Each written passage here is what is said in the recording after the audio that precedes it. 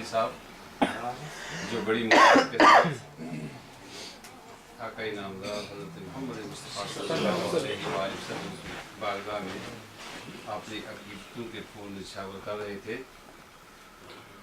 यकीनन ये भी और हम भी बड़े खुशकिस्मत हैं कि हम हजूर की महफिल मिलाद में हाज़िर हैं।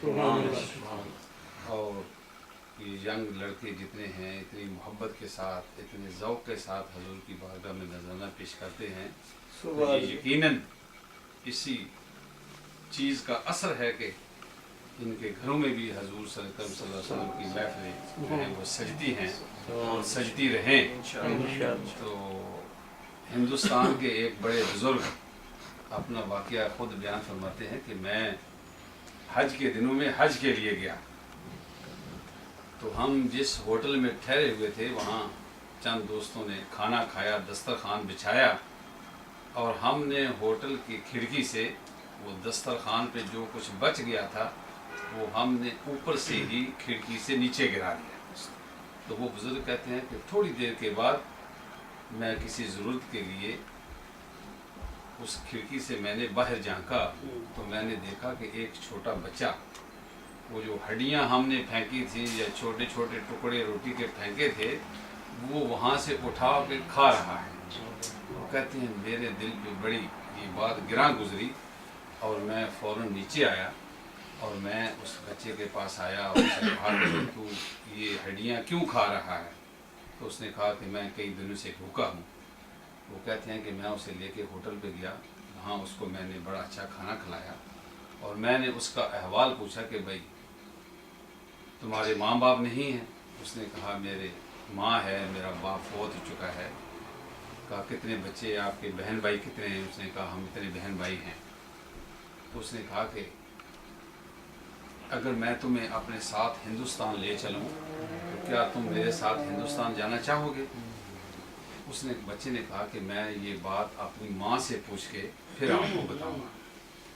वो बुज़ुर्ग बयान करते हैं कि वो बच्चा गया और अपनी माँ से जाके पूछा कि हिंदुस्तान से इस तरह एक बुज़ुर्ग आए हैं और वो मुझे कह रहे हैं कि अगर तू मेरे साथ हिंदुस्तान जाए तो मैं तुम्हें हिंदुस्तान ले चलूँगा, वहाँ अच्छी तालीम दिलवाऊँगा, अच्छे अच्छे खाने खिलाऊँगा और जब तुम पढ़ लिख कर जवान हो जाओगे तो मैं तुम्हें फिर वापस यहाँ सऊदी अरब में, मक्के में या मदीना शरीफ में ले आऊँगा।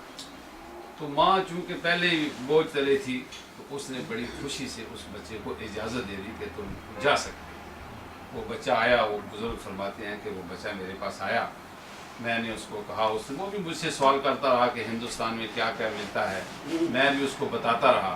वो कहते हैं कि जब हम मस्जिद नबवी में आखिरी सलाम करने के लिए हजूर की बारगाह में हाज़िर हुए तो वो बच्चा बड़ी हसरत से वो मुझसे सवाल करता है कि बाबा जी आप मुझे हिंदुस्तान लेके जा रहे हैं तो क्या वहाँ पे ये दरबार भी मुझे मिलेगा?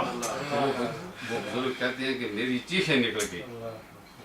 कहते हैं कि अगर ये चीज़ हमें हिंदुस्तान में मिलती तो हमें यहाँ आने का क्या मौका, क्या ज़रूरत थी? तो ये मोहब्बत है जो कि हमारे दिलों में हजूर सल्लल्लाहु अलैहि वसल्लम की है। वो बच्चा कहता है कि फिर मैं यहाँ भूखा रह लूँगा, मैं प्यासा रह लूँगा, मगर मैं यहाँ से आपके साथ हिंदुस्तान। तो दुआ करें कि आज भी देखें कुछ लोग अपनी किन मसरूफियात में हैं, कुछ क्या कर रहे हैं और हम पे अल्लाह का करम है कि हम हजूर की याद में बैठे हैं। अल्लाह हम जितनी देर यहाँ पे बैठे हैं वो भी अपने बारगाह में कबूल फरमाए और आइंदा भी हमें अल्लाह ऐसी नेक महफिलों में बैठने की तौफीक अता फरमाए और हजूर की मोहब्बत को हमारे दिलों में मज़ीद जो है वो पैदा फरमाए। अब मैं गुजारिश करता हूँ अपने भाई सैयद वक़ार शाह साहब से कि वो आएँ और हजूर की बारगाह में अपनी मदह भरी आवाज़ में अदिया नात पेश फरमाएँ। जनाब सैयद वक़ार शाह।